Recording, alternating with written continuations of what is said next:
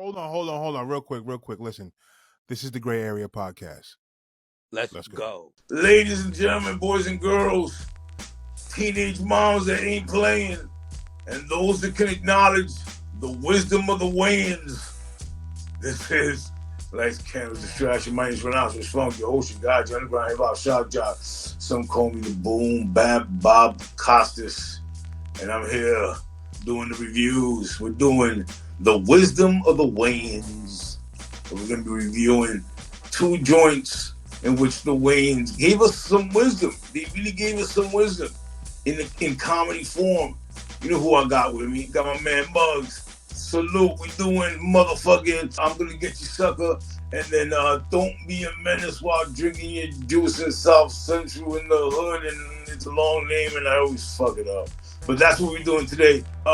We're gonna go back and forth on these joints, man, because I think the important thing to understand is that there is a message. And then speaking of, we started with good parenting and moms and a whole bunch of babies. I mean, we're talking about the Wayans. What is it, like 15 of them motherfuckers, right? Here in the projects over there, you know, by the meatpacking district.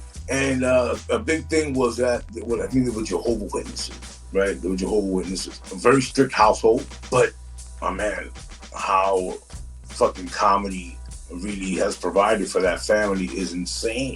We have to point that out when we started talking about, you know, they're not all going to be winners, but in the Wayans household, a good percentage are winning. So let's start with I'm Gonna Get You Sucka. You gentlemen have seen it? For sure. Okay. So let's go with the message, right? Let's start off with the fact that during this period, and we just finished the Is It Black Enough For You episode on YouTube. All the joints are on there. Check it out. And what are the joints? Spotify. You have them on everywhere, right? They're on YouTube and Spotify right now. We're working on getting into Apple Podcast, and then yeah, that'll be pretty much it for us. Yeah, and then basically getting a fucking Grammy for this shit, because that's how good we are. Listen, we good. Yeah. So the message, right? Now this is a time where we spoke about in the last joint with Is It Black Enough For You, this kind of extraction of black abstract fucking filmmaking, right? In the 80s, it gets really kind of funky because in the 80s, early 80s, it's all fucking really Eddie Murphy, right? Eddie Murphy down, everything Eddie Murphy, right? And this, you know, the action and there isn't this kind of like black consciousness. And then we have fucking, and the thing is that all these guys were really, and I have to mention Eddie Murphy. Why? Because there was this hub of blackness that we don't really talk about, right? And it's in Eddie Murphy's Raw, right? In 87, where we see, Raw was produced by Keenan Ivory Wayans, right? You see Kim Wayans in the beginning, right? She's one of the like kind of people that's supposed to like a spectator, but you see it's fucking Kim Wayans, right? Keenan Ivory Wayans is one of the producers, and Robert Townsend, the director of the joint. Fucking ecosystem, bro. Yeah, right. So I have to mention that because these people were intertwined with each other, right? And I mean, again, man, we got to do an Eddie Murphy joint soon because Eddie Murphy is a key fucking component of a lot of the starting of careers, as we know, right? And he kind of plays a big part in this jammy too, right? So I'm Gonna Get You Sucka. It's the story of Jack Spade that's in the army, right? And I always mention this to people, right? Because we'll watch flicks and shit, and especially fucking in Beach Street, right? And you got the brother that comes back from the army, and Jack Spade is in the army as well, right? Remember one time somebody else like, you have to understand that for men of color, one of their very few options was to join the fucking military. But Jack Spade's character is hilarious because he's not the ultimate man, and his character is in the army, but we find out through the movie, which is hilarious, that his medals and his patches were for like typewriting, sewing, so like the hilarity. But he comes home and his brother has he's OG, right? And he's basically overdosing on gold, right? And he got all the gold, and that's how he dies. So to me, it's a critique of the materialism, right, that's being fed to the black population, right, during this period, right? It's the 80s, it's fucking Reagan, it's the era of consumption. But yet, the neighborhood is still very fucking shitty. but Right. you're inspired to fucking buy gold and shit, but still it has that blaxploitation kind of vision where the man is what's running, the thought of wanting to buy more gold and having all this shit. And I thought that shit was very well done, especially with utilizing like Jim Brown and Ice Hayes and Karate Joe, and this blaxploitation kind of narrative, but a deep message about consumerism and the wastelessness of consumerism. What do you guys think? First of all, this movie's a classic.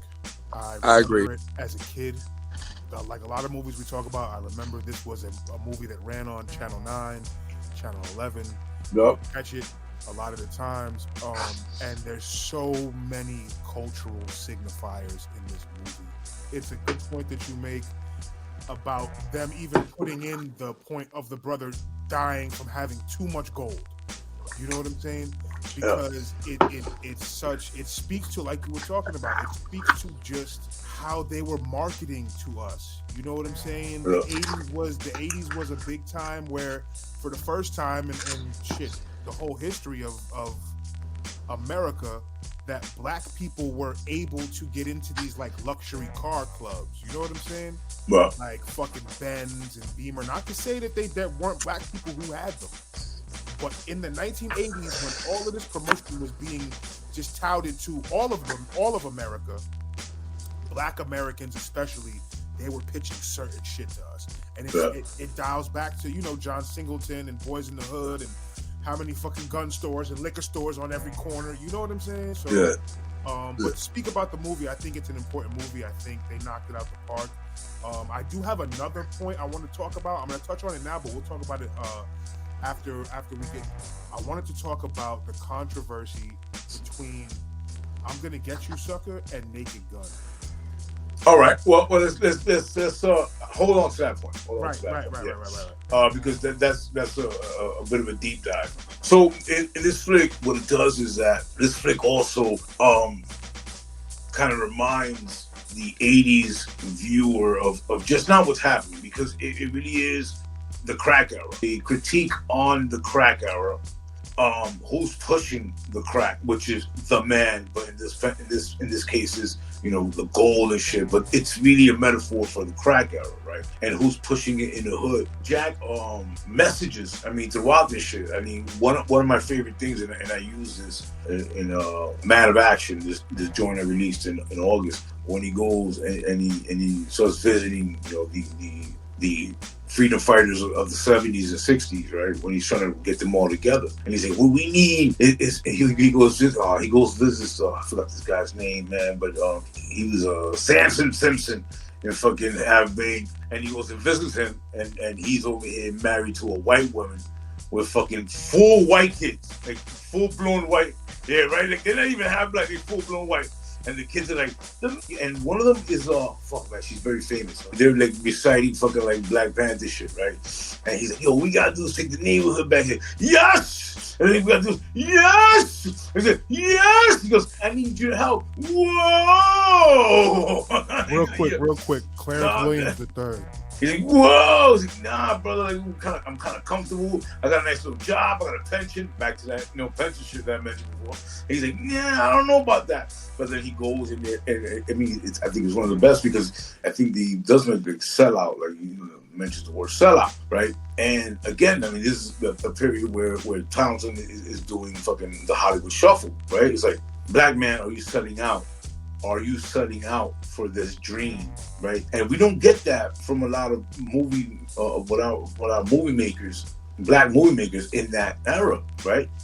And I feel like, the Robert Townsend, Keenan Ivory Wayans, they did that. And then look forward. Look after that, he gets to Living Color. And this is a man that, everybody talks about like Chappelle running away from the millions of dollars because, what he was doing, and he just didn't think it was happening the right way, and it was being. But Keenan Ivory Wayans did that first, man. Keenan Ivory Wayans was like, "Yo, what? You're not gonna let me do what after you said I could do what I want to do?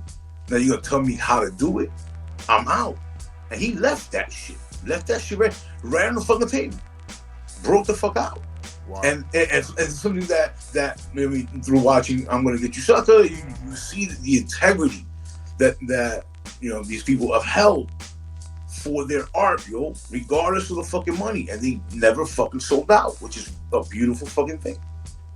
No, absolutely. That speaks volumes, man. It speaks Well, volumes. Especially in a time where you could have got paid for that shit. You know what I'm saying? You know what's funny, man, is that there is a documentary called on Tubi called Eddie Murphy in his words, and I'm like, what? And it just recently came out, and I'm like, oh shit, Eddie Murphy did a documentary that I've not heard of. Came out last year. I go on and start watching. How the fuck is Eddie Murphy not even in that shit? It's like 4 fat white bitches talking about Eddie Murphy's career, and I was like, how is it in his words if he's not even involved in this shit? Did you watch that shit on Tubi, bro? Yes, I did. And yeah, I know. And there is one interview that I've really never seen, and they let that shit rock. And Eddie Murphy goes, Eddie Murphy's really fucking shot, and especially this was a 1984 interview, and he's like, I'm worried about what people say. Am I cooning it? And I was like, oh shit, I've never heard Murphy say that, right? So it goes back to that point. Am I cooning it? And if I am, I'm walking away from this shit, right? Right. I mean, what do you mean by both sides? Bill Cosby, I don't think Bill Cosby ever.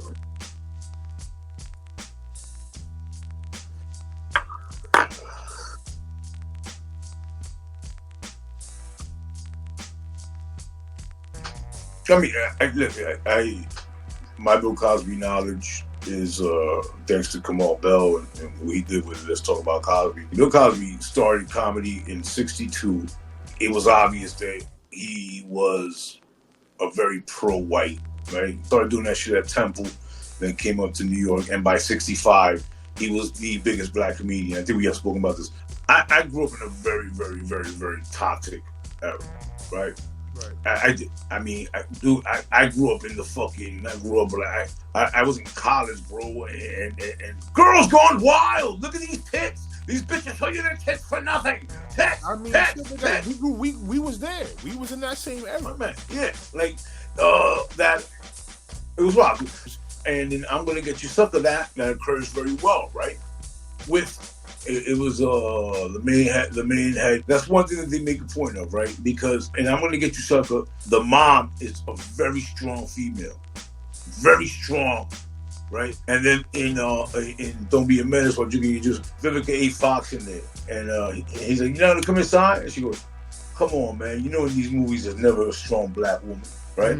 So they make the point that the portrayal of women in these movies, and I'm Gonna Get You Sucka. Don Slade, Bernie Casey. Yes, right? So Don Slade, he has a wonderful line, which I also use. Jack Spade's like, yo, man, we need you. He's like, the people, man. The people said, when I was out there fighting for them, people said I was too violent.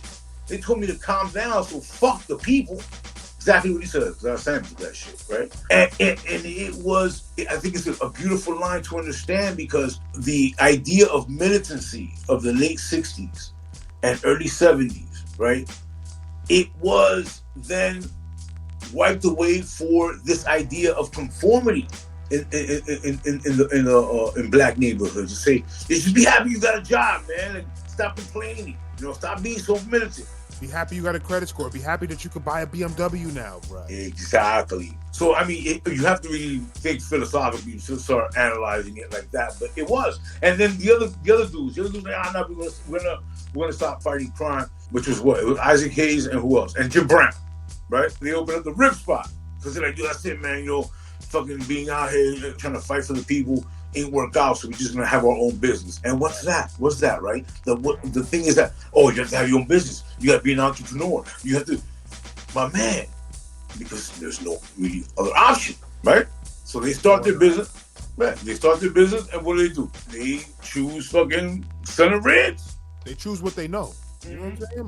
Mama probably cook ribs, grandma would cook ribs. If his pops was around, his pops cook ribs. You know what I'm saying? Yeah. The business is struggling. Why? Because people are broke. So, I mean, one of the greatest scenes in that flick, speaking of broke, our introduction really to Chris Rock. And Chris Rock goes in there. When he goes in there, and he's like, how much for ribs? He's like, I forgot the price he gives him and shit. He goes, how much for one? How much for one rib, right? And I'm like, yo, man, it's that because it's her shit, man. Like we still do that shit, B. And come on, man. I paid $2.40 for a fucking cup of small coffee. I'm like, you gotta start asking these prices. Like, you know what I mean? Fuck. And she's like, how much for one rib? He's like, one rib. And it's like, there's nobody in the restaurant, so what you gotta do? He has to do it. He has to make the one rib. And he's like, yo, man, how much you sold? He's like, he told him the price. So he's like, my cups cost more than that. He's like, how much you just put it in my hand and let me slurp it? Right? And then he's like, oh, yo, man, just the one rib. He's like, how much is that? And it's like 75 cents. And he pulls out that wad of money, right? And he starts counting all that fucking money. And it reminds me of that shit that I told you about the chase, man. This motherfucker's over here begging. I'm like, I'm not breaking a 20 for you. He's like, I'm a change. You're not haggling at McDonald's, B. I don't know. Prices is set. Exactly. I actually told a friend of mine that the other day. I was like, why would you haggle that? And he said, I just felt like, you do, but if it was somewhere else, you wouldn't haggle that. You would just pay it, B. Like, and that's the thing about this society, man. It's always it breeds in you that you can get a deal or you can hustle. I mean, come on, the word hustle, man, business and all this fucking shit. You're like, my man, all you are is trying to scam me. You will try to haggle, you know what I mean? Someone that may look like you, someone who's independent, a mom and pop, but nobody walks into a Macy's and be like, yo, that's a nice sweater.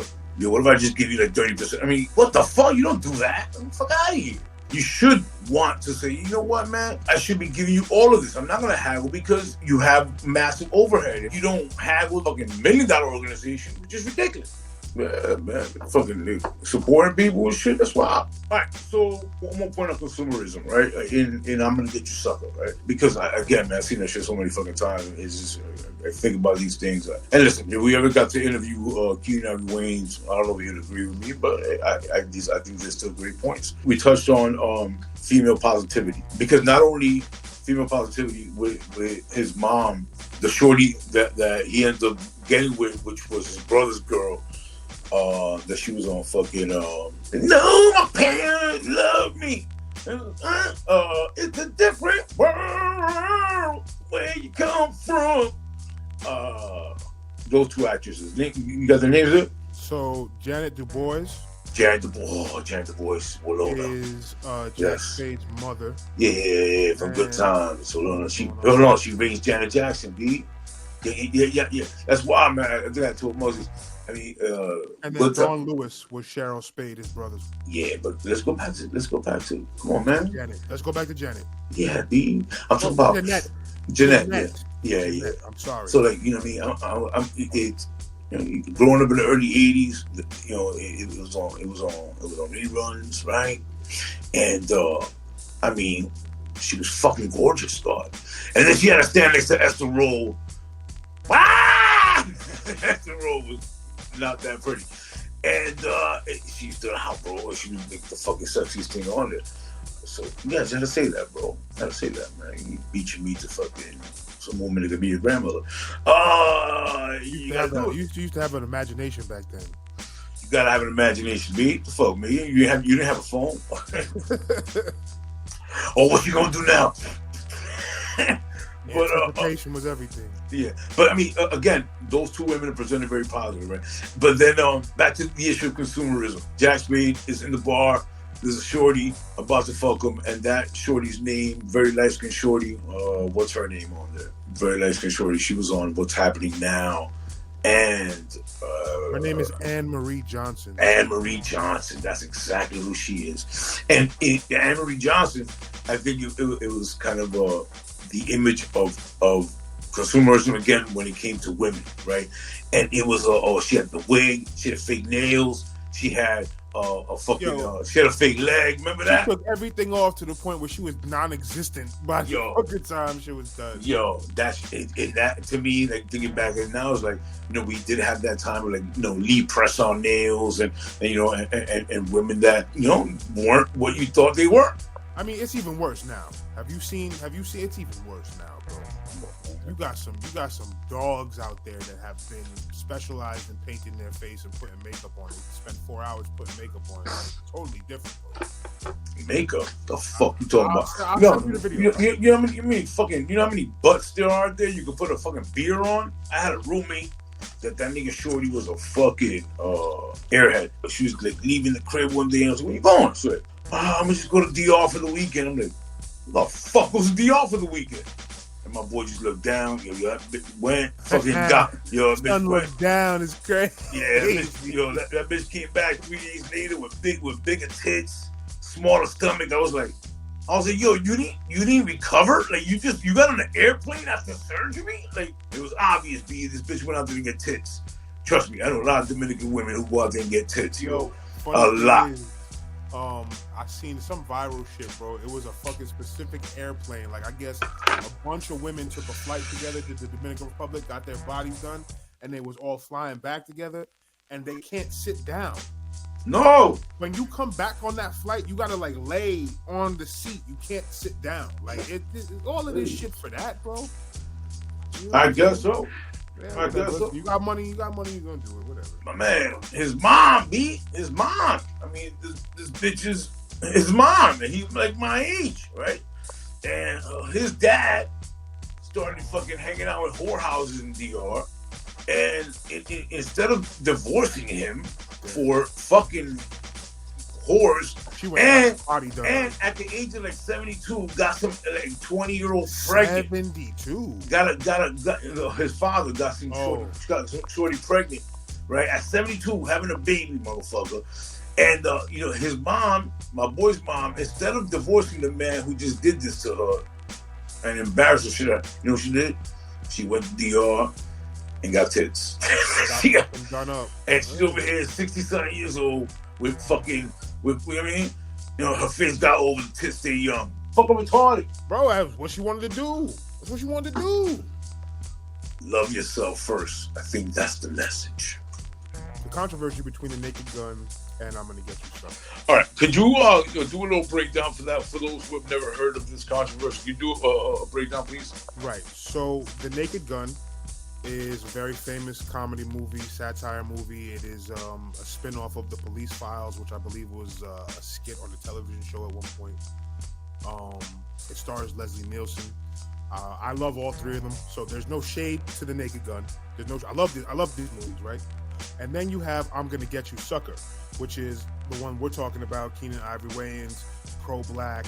And the crazy thing is that I was looking this up. I was doing some research on I'm Gonna Get You Sucka, and I read a real quick Reddit stream of how there is a controversy between these movies and how basically I'm Gonna Get You Sucka got blackballed upon its release. I love both of these movies, and I was just blown away, but it makes complete sense. Subtleties behind their jokes, right? But you say that I'm Gonna Get You Sucka got blackballed, no pun intended. Where does the controversy lie here? I need to be clear on that. According to what I was reading, the controversy would lie in ratings and overall promotion of the film. Let's not forget, this is also 80s. We got Airplane, remember Airplane, right? Airplane 2, Spaceballs, so there's a lot of spoofs out there. But why these two? I'm thinking it's maybe because they're close release dates. So, right, that's the issue. All right. The Naked Gun from the Files of the Police Squad came out December 2nd, 1988, right? All right, yeah. So I'm Gonna Get You Sucka came out. Theatrical release, December 14th, 1988, and it expanded to a wide release on January 11th. Who distributed the movie? What studio was it? Production company was United Artists. United Artists, big at the time. When it comes to... Yeah, Naked Gun was something bigger. Oh, for sure. Yeah. United Artists was not that big, right? And Naked Gun definitely had the bigger budget. For sure. They're not similar movies, right? At all. I think I'm Gonna Get You Sucka is way wittier. The argument was, when people hold them together, they are similar movies. They are similar movies. They're not the same plot, but it's the same slapstick comedy. And the controversy was, why was the black version not received as well as the white version? See, I'm gonna have to disagree with that, because again, it was Naked Gun is more physical comedy. It's way more slapstick, way more spoofy. It was more tasteless. I think I'm Gonna Get You Sucker. All that, it had those scenes, right? There was a bit more dialogue. I mean, it worked. Listen, I agree with you. I believe that I'm Gonna Get You Sucker is the better movie, but the question is, what do you believe the reason is that Naked Gun was received better? Now, distribution, Leslie Nielsen's well known. They don't know Keenan Ivory. Yeah, I mean, what you're saying? Yeah, man, you had O.J. Simpson. Come on, O.J. Simpson. It had more theater accessibility, right? It was in more theaters, right? I doubt that I'm Gonna Get You Sucker was in theaters in like fucking Oklahoma, Idaho, and shit like that. Yeah, go see it, but it made more money, right? I mean, it was practically an all-white cast except for fucking OJ, right?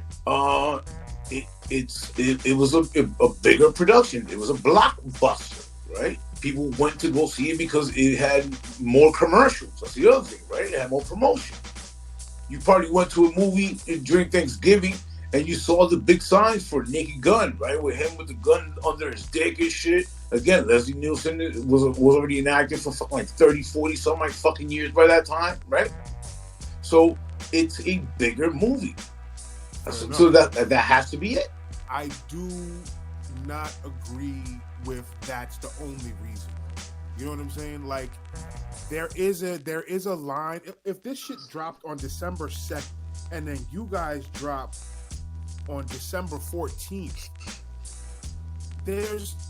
I'm not 100%, I wasn't there, but dare to say there was some powers that be that, you know, held this shit back. Oh, well, of course. No, I'm not disagreeing with that. I mean, it's again, the reception is going to be what's based on again, this is the late 80s. Film critics were huge, right? Sure. I mean, the TV guide, the physical medium of information. I mean, and they were ran by who they were ran by. I mean, you can't expect to have the same the objective kind of comparison. You're not gonna have that. It's impossible. I mean, I won't shy away from saying that. Of course, man. Fuck out of here. This person's making a movie about social criticism, and at the end he has fucking KRS-One. Get the fuck out of here, B. No, it's not gonna. Someone that reviews films back then, it's not gonna be like, no, they're gonna be like, black jokes and black obvious market. I told you guys in 1985 American Musical, Prince won Best Black Album. Anything that was black was already kind of in the here zone. You see what I'm saying? It was not gonna reach no Naked Guns, guys. But dope soundtrack, right? Dope soundtrack, right? This one thing that the Wayans do well also is music, right? And I think that it's not acknowledged enough for that, because I mean that was a fucking dope joint, man. Fucking Jack, you know what I mean? BDP. That shit was a fucking dope ass track, right? And then I mean when they brought this up to you, you're like, oh shit, the fucking, again, don't be a menace while drinking your juice in the hood and South Central, whatever the fuck. Let's get into that. Brought to you by Island, yo. Island, which was Island Records, right? That soundtrack to that flick is fucking amazing, right? We're getting Winter Wars was the shit we all kind of remember, the Wu-Tang joint. Capadonna's fucking ill verse that ends with the truth in the song being the pro-black teacher. And just so many joints with fucking Joe and a whole lot of fucking joints in there. But Island, which again, kind of, I don't know if by that time it was like Island Def Jam. So them having Island kind of going into that movie realm it's a very rare thing because I don't think I made a lot of movies after that or before that, right? I think it's a wonderful critique on the portrayal of life in the hood on film during that time, right? It's a critique on a critique. Right? Because at that time, now we have Boys in the Hood. This is now the 90s, right? We have Boys in the Hood, Menace to Society, Juice. This is a movie they're taking from, right? And there is this, really insane vision. I had to watch Menace to Society again, and it's like, yo, again, some oddities, man. Like, these are 16-year-old kids, 17-year-old kids. You're like, people are living like this, just catching bodies out of nowhere. And when you watch it back, you're like, how kind of wild are these depictions of these children, right? I agree. Yeah, but you know what? It's like that, though. Is it? It is. Right? It is, and but this is why the distraction thing is a wonderful thing to keep going back to. You have to understand, I'm not negating it, right? But we have to ask ourselves particular questions and not just say it be like that. Nah. Does it really be like that? Does a 16-year-old boy, that's how old this dude was, Kane. No, not Kane. Kane was, that's the other thing. I'm sorry. You talking Menace to Society, or you talking? If you are graduating from fucking high school, right? How the next thing is you selling dope and you gangbanging. If you're a gangbanger, I doubt you graduated from high school, God. Nah, man, you can't say that, bro. You can't say that. Listen, there's a lot of niggas out there, especially on that coast, that's born into that shit, and they don't necessarily want to be in. You know what I'm saying? Like, yeah, but he definitely just did. And I'm talking about this character, and I'm not negating all of it. I'm just saying how truthful is this story, right? His last day, he's graduating. His grandfather, how you graduated, but then 2 days later, he's committing a murder. Or he stomps motherfuckers. Or he robs a motherfucker at a fast food joint for his rims. This behavior just doesn't happen after graduation, right? And if it happens before graduation, I doubt you're gonna have enough time to graduate. That's my point. Like, ask yourselves these questions when you hear these stories. Because again, I got into it with some dude, and I was like, I'm not gonna get into it. It was Instagram shit, and some dude had, yo, man, in the early 90s, the 80s was crazy. And the dude was playing fucking New Jack City, right? He had a skit of New Jack City. And I left a comment like, yo, man, this was written by a man who grew up in middle America and went to Harvard. White man. And he's like, oh no, it was also written by, I'm like, yo, man, the story was written by this white man. You can look this shit up right now while I'm saying this. Please do that. It was written by this white man who, it was middle America, definitely. And then he went to Harvard and wrote this story about New Jack City and life in New York City hood, right? And in order for them to kind of validate this man's fucking elaborate story about hood life, they had to get a black co-writer to kind of polish it out. This is a fucking distraction. That's my point. It don't be like that. I mean, let me ask you this. Hold on. When Shorty blasts the dude in the middle of the street, goes, "Rockabye, baby."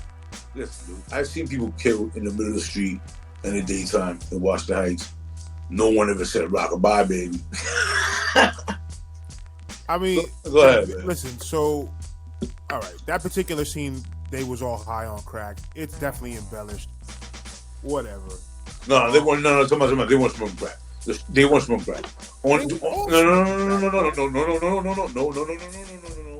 Only one of them ended up smoking crack. This dude, because this nigga had taken his girl. No. We watched G Money smoke crack. Yes, but the shorty downfall. The bitch who shot Rasta Man was definitely smoking crack. No, she was not, bro. No, she was not. She was one of the hitmen. Shooters. What you mean? Shooters be the highest niggas. Yeah, but she was not in the movie. G Money was the only one that hit crack, and that's what everybody said, yo, this thing's wilding out. So how bad his life ended?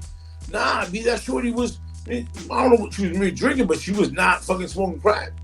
All I'm saying is just because I ain't see her smoke crack, don't mean she wasn't smoking crack. Oh, now you adding shit to the movie, nigga? That's all I'm saying. Okay, so Don't Be a Menace. Yeah, man, I love this movie.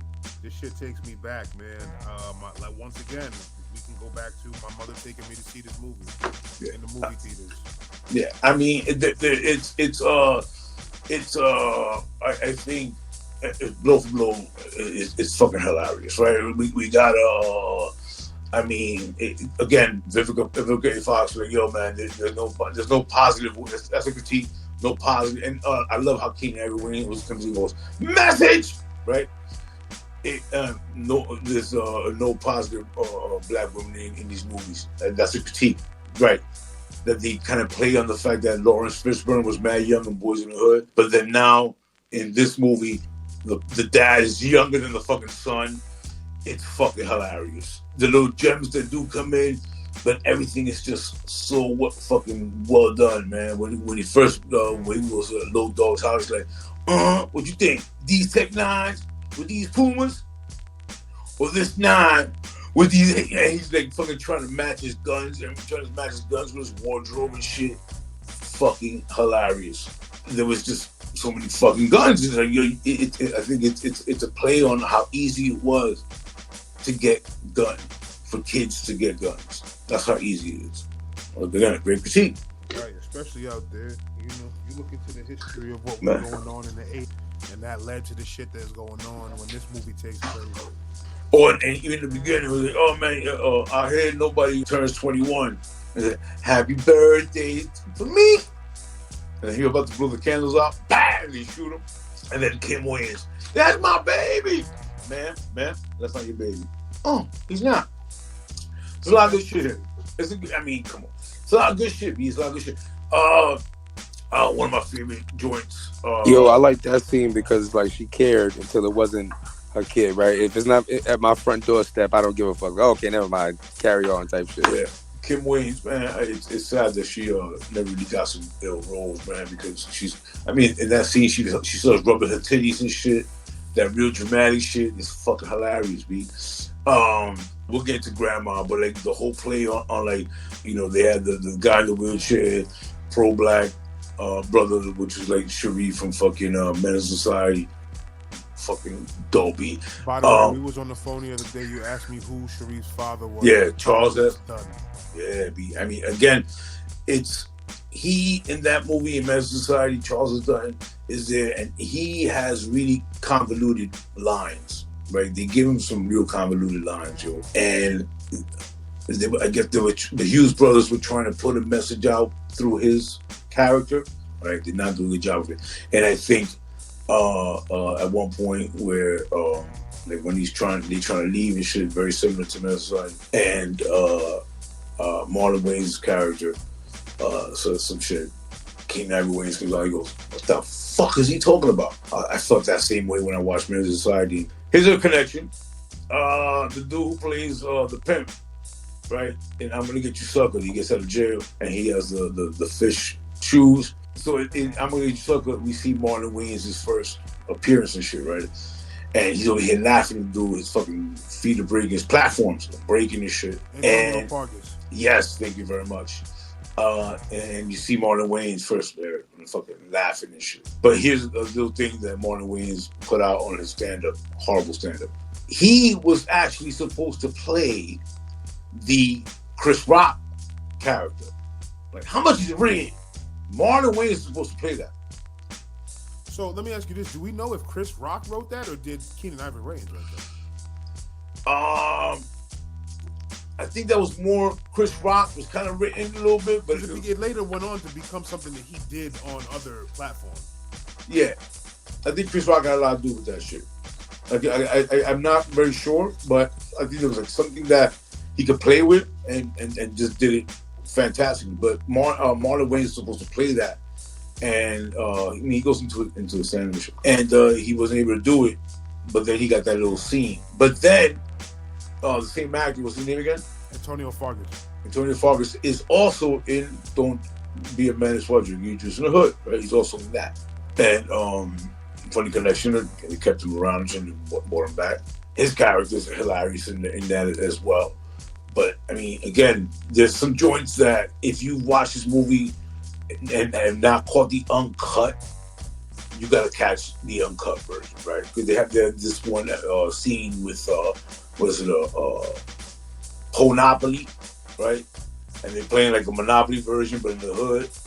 And there's one scene with the guy with the no legs. He picks up the car. He's like, or you got hit, or you got beat up by LAPD, and you ended up getting $6 million in your settlement. But the fact that you didn't finish high school and could barely read, your lawyers took all your money and left you with $2.50. Come on, man. Message. A lot of joints in there, like when they go to that party. And it's funny because it's actually a play on Menace Society. There's a scene with all these hood rats. They go to the party, shorty's like, oh, they keeping all the good stuff back here. And it's always just mad 40s. Right. Mad 40s. Mad 40s. Because in Menace Society, there's mad 40. The 40 ounce is a crazy thing in that movie, dude. It's a crazy thing. It was very prevalent in the 90s. It was very prevalent in the 90s. You want to know something interesting about this movie? The casting. The commonality in casting is very crazy because there's two people that I could speak of right now. I'm almost 100% sure. So, Boys in the Hood, right? We all remember the time when Trey's telling his father about the first time he got some pussy, right? Yeah. Remember that girl. I'm almost 100% sure it's the same girl in Don't Be a Menace. They went and got the same girl. Pretty sure. I have to double check 100%. I'm pretty sure, but I do know they did go and get the same guy from Menace to Society. They got stomped out. That got stomped. What a partner? The same guy. Partner? Yeah, partner. Right. Partner. So I'm pretty sure it's the same girl as well. Partner was different. It was also the same guy that, from Juice. Like, you got the Juice now, Grandma. They definitely got people, the same people for a couple of the joints. You know what I mean? I think that it makes it more, makes it more authentic to me. Just, like you really went and paid these same actors a couple years later. I like it. Yeah, they probably never seen another fucking gig again. Yeah, I know. You know what I'm saying? Yeah, there's so much in this joint. It's a joint you always gotta like stand back and watch, man. Whenever it's on, or I just throw it on in the background because it's like music and shit. It's like a song. I just play that shit and just listen to that shit, man. It's like, I mean, fucking the scene where this dude fucking was to school or whatever the fuck they're playing dominoes, and he's like, yo man, look man, somebody's kissing my man. What's your name? We meet this chick. What's your name? He's like, my name is Dashiki. That means doggy style Swahili. Come on, big. And these are my 7 kids. Come on, kids. What do you say when you see a nice man? Are you my daddy? Oh man. And then he starts kissing her. The dude that came out of jail with the little circle tattoo on his cheek. The guy said, "Yo, man, it's the dude making out with Dashiki." And he goes into the mirror and he's like, "Oh shit, fuck this nigga up." And like, "Yeah, man, you wanna do that?" I say, "Yo, man, you just got out of jail." Like, "I don't give a fuck, man. I'll go back to jail. I'll go back. I ain't afraid to go to jail. Everybody's like doing that shit. I ain't afraid to fuck a man in his ass. Whoa, the record stops and shit. Nigga said, what? Yeah, he's like, what? It's like, you never, the showers, soap goes down the crack of a man's ass. I'm just fucking with you. There's a lot of shit. Those was jokes. Man, again, but nah, nigga, you went too far. Back to the fucking dick part, right? Remember Menace Society, one of the ill seasons. Yo, man, come on, man. Let me hold something. I got these burgers, man. And I think that was the same guy, too. He's like, I'll suck your dick. And this dude kills that motherfucker, right? But then in the comedy joint, in the Wayans brothers joint, he comes up to Low Dog. He's like, yo, man, I got these burgers, man. Yo, you know what Crenshaw? He's asking for direction, right? And he's like, yo, man, I'll suck your dick for directions. This is hilarious. He's like, what the fuck did you say? And then he takes him behind the postal truck. Takes him on the postal truck, gets his dick, so goes, all right, you gotta make a left here, 2 rights, and you're right there, bro. All right, peace. Yo, what the fuck? Nasty. It's hilarious. Oh my god. It's hilarious, bro. It's hilarious. It's hilarious. There's one thing I feel the Wayans have always done, right? It's played with a sense of homosexuality and be like, yo, man, we're not gonna say it's gross. We're just gonna play with it, right? We want to play with it. Look at Mo Money, man. When it was Damon Wayans and Marlon Wayans, they played two gay dudes and shit. There's a scene there where he gets a job and he kisses fucking Marlon in the mouth, like. He played the gay guy in fucking Beverly Hills Cosby. Take these bananas. You know what I mean? It's to them. It was like, yo, man, we gonna do this. It wasn't like, yo, I'm man enough to fucking to play this role. Oh man. Remember the film? Remember the film critics on fucking on Living Color? Hated it. 2 snaps in a circle. Yo, I mean, listen, we could talk about if it's brave or is it Hollywood demasculating the black male. It's just slip. I mean, and that's a good argument. I mean, that shit with Family Matters, and when they made Urkel wear a dress and shit, right? When he made him the girl. And Little Johnson, the father. Carl Winslow. Yeah, him and the mom was like, yo, man, like, you shouldn't be wearing no fucking dress. And let's do fucking Urkel's dad, Jaleel White, his dad told the writers, like, yo, man, you're not putting my fucking son in the dress no more, yo. That's way too much to ask for a fucking 12-year-old kid to be doing. You know what I mean? So I get it.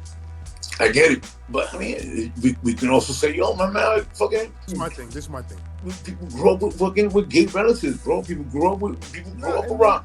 I mean, I told you, man, I had a fucking. I got this gay friend that when I ran into the gay guy and his dog, I hit up my boy and I was like, yo, man, I was thinking about you today. He's like, oh, why? I'm like, I ran into a gay dog. I figured I'd hit you up. You know, man, fuck me. No, listen, I don't think it's a problem when it's a conscious decision made by the artist. I think it becomes a problem when it's the only role that you can get. That's a problem. But that's I don't think that's true for the Wayans. No, not at all. Not at all. And to your point, that's the other side of the spectrum. They chose to poke fun at it in a light way, and you know what I'm saying. And yeah, I get what you're saying as well. But it's man, it's a double edged. Man. So I mean, again, this movie. What are some of your favorite parts of this movie, man? Because I got so many. I think I'm taking over on this shit. One of my favorite parts is when they roll up on Ashtray. Ashtray is the nigga Shawn Wayne's name, I think. They roll up in the parking lot and they about to fucking shoot him, right? And Loke Dog comes out and he fucking opens the truck. He opens the UPS truck and this nigga got a fucking Russian missile, Russian warhead in the back of the fucking truck. Do we have a problem? Like what? But you know what the funniest overkill, you know? So again, man, great scenes. The uncut. Here's one thing. One of the joints that they they incorporate poetic justice simply because of the post office truck. Higher learning. When their friend goes to college and he gets smoked, right as soon as he walked in. Omar S played it, right? And then Dead Presidents, which they use at the end with Grandma dressed up with the Dead Presidents joints.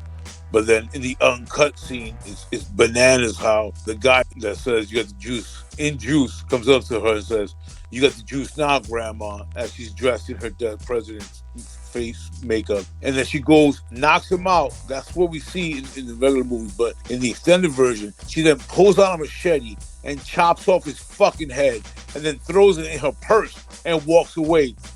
Ridiculous, right? So I mean, I thought that there was no need to incorporate that into that. They just threw in so much. The idea of a sellout, right? The guy who kept going for the white chick, for the dusty old white chick. I mean, there's a lot of stuff in there that I think is fantastic and it's hilarious. It does serve as a critique, or you may call it a spoof, but there is some critique to the urban movies of the time, especially like Menace to Society and Boys in the Hood.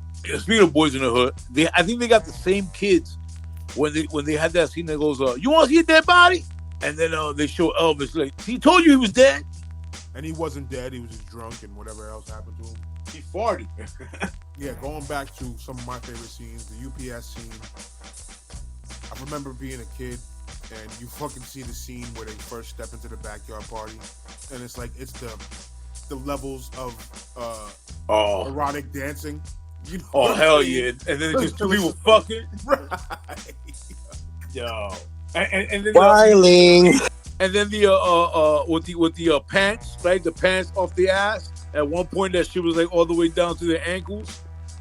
Like it just kept. They showed you the scales of niggerdom. You know what I'm saying? About when he's like, "Yo, this was my dead homies," and he pours out some shit, and the homies were dead over the fence. And the homies was dead on the other side of the fence. It's hilarious. Like, yo, I just made out with Dashik. He's like, you just made out with every nigga in this party. Yo, another favorite scene. Thank you for bringing it up. Another favorite scene. Him and fucking Low Dog, they go to the fucking... I think they go to like go get something to eat, and fucking Faison Love is the nigga behind the counter, right, serving them, right? Yeah. And they started having a conversation. He's like, "Yo, man, Dashiki told me she's pregnant." She said, "I'm the last man she's been with in the last 25 minutes."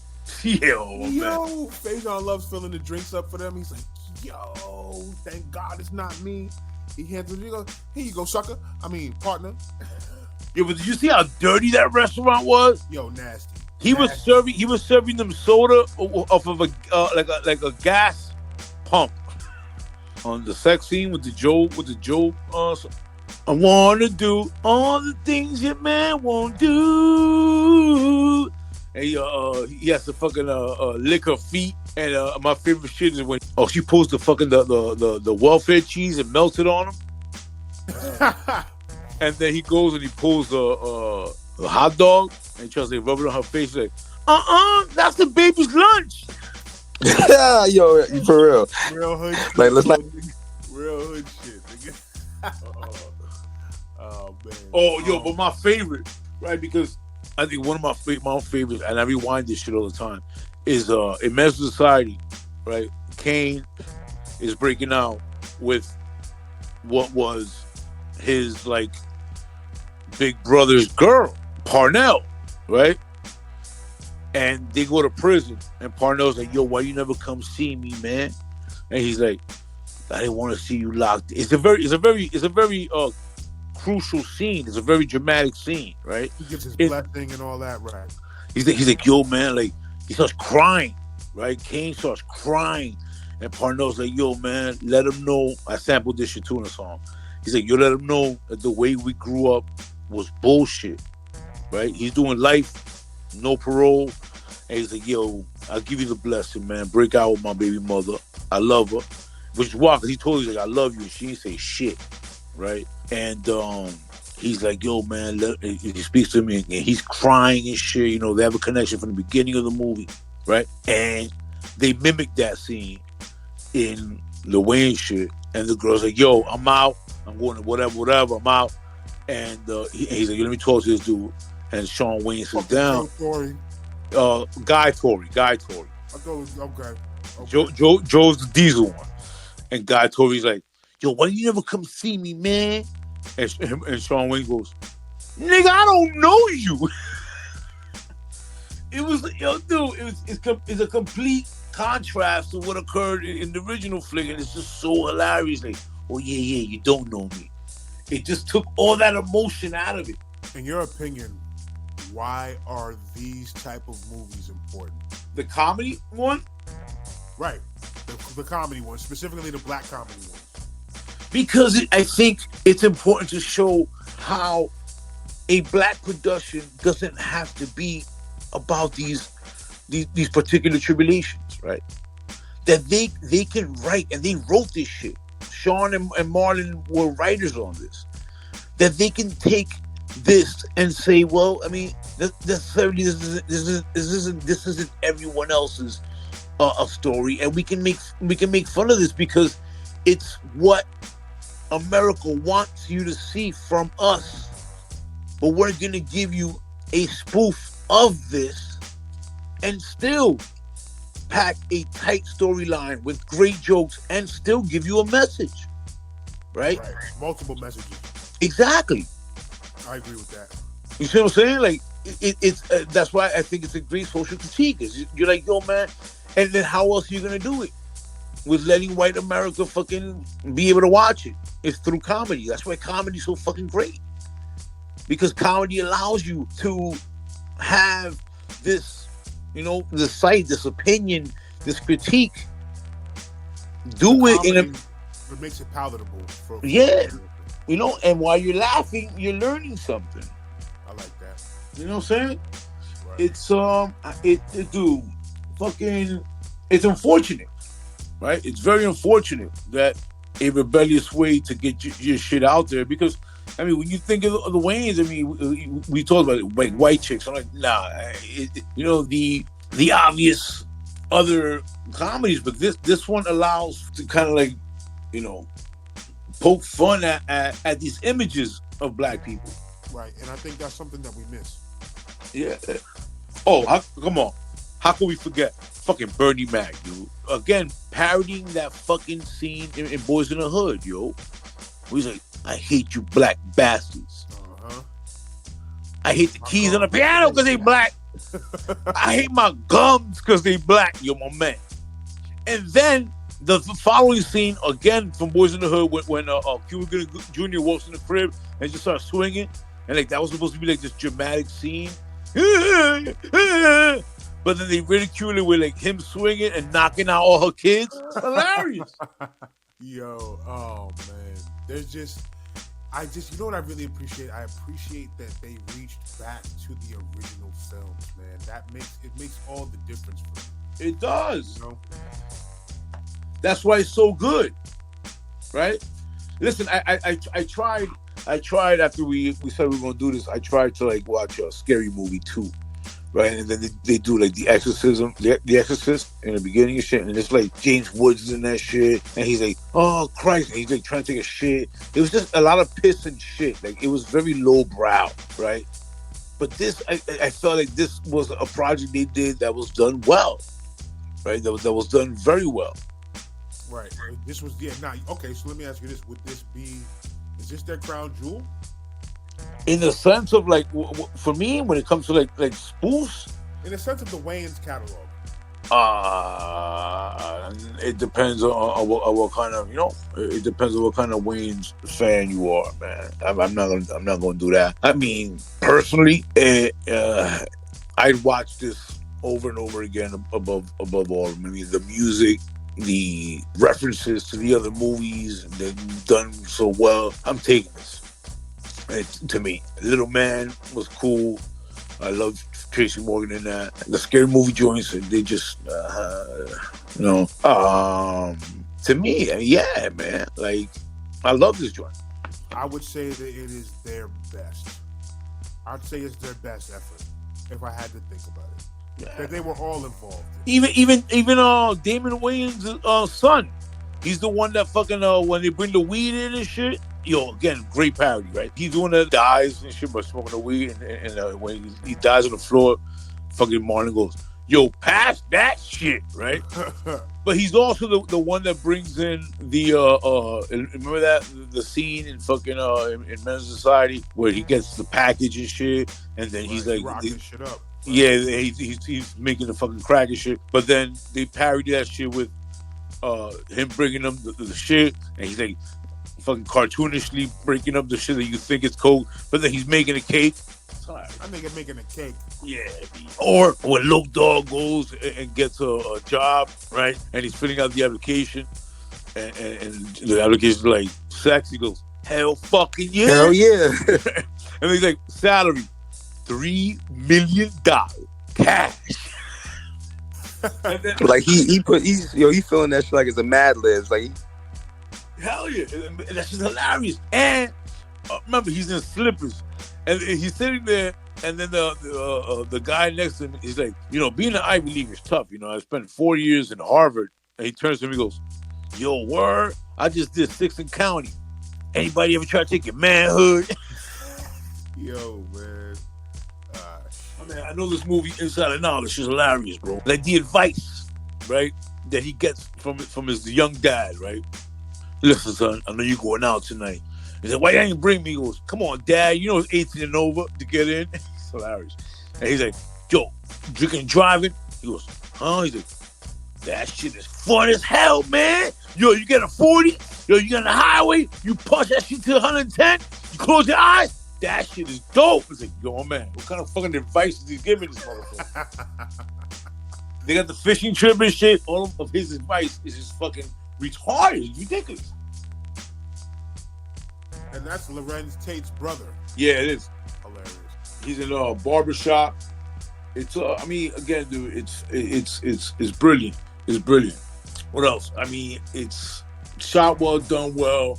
I recommend it. So that's the wisdom of Wayans, bro. That's the wisdom of Wayans right here on Last Canvas Distraction. How many buckets of popcorn for I'm gonna get you, Sucka? If I'm gonna get you, Sucka, to be honest, man, because I do my buckets of popcorn depending on like if it rolls by or I run into it, I'm gonna watch it. I'm giving that 4, right? And for Don't Be a Menace or Drinking Your Juice in South Central, I'm giving that 5, yo. Extra butter. 5 of the show. Extra butter.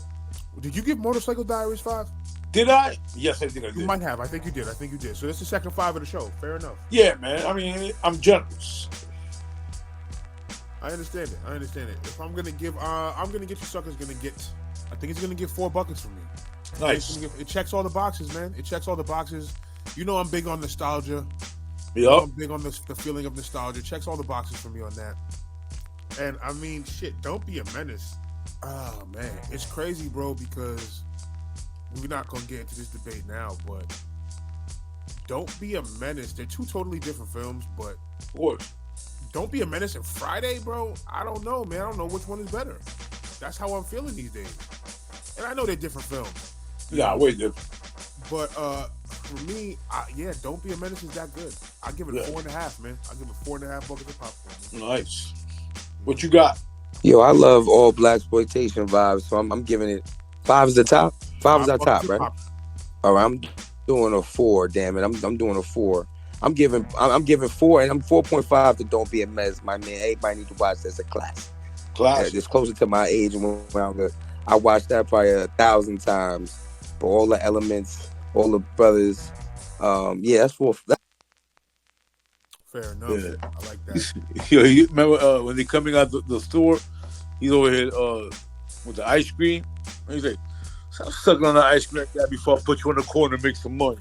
Dude, there's so many fucking lines, man. I mean, that scene where the 2 dudes are standing there and one beeps the other, and then he answers the phone call, and it's the guy that's right next to him. He's like, "Are you ready to be out?" Yeah, and he just walk away. Like, come on, man, that shit is hilarious. And, I mean, even in the store, yo, when hurry up and buy. And the white man is over there. He goes into the register and pulls all the money out. And the Korean's like, "Oh, you forgot something." And like recklessly starts bucking at them. He's like, "What did you do?" He's like, "I didn't even hit him." And it was the white guy who shot him and shit. And throws the gun and the glove at them. Oh man, the man, he's good. Like, oh man, it's dude. Or even fucking when they lock him up and shit, they locked him up for being black on the weekend. Remember that? He gets to prison and shit. He's like, they kind of rock that shit. They kind of do is like he's like, "Swine, my brother." And it's fucking, yeah, man. So it's going knick knack, paddywhack, give a dog a bone.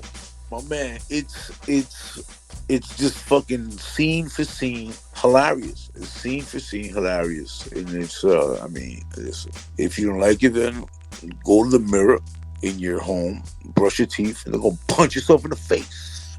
That's Campus Distraction, man. We'll see you on the next one.